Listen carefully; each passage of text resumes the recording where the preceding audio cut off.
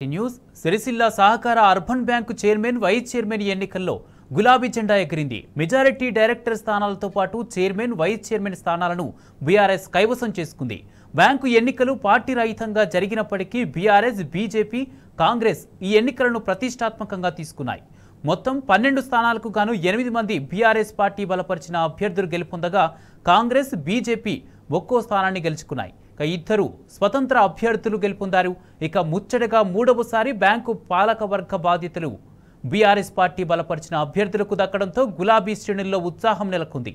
ఈ సందర్భంగా సిరిసిల్ల పట్టణంలో నిర్వహించిన విజయోత్సవ ర్యాలీ ధూమ్ధామ్గా సాగింది.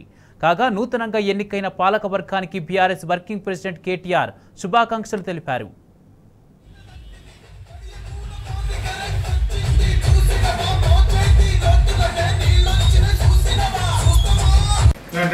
రండి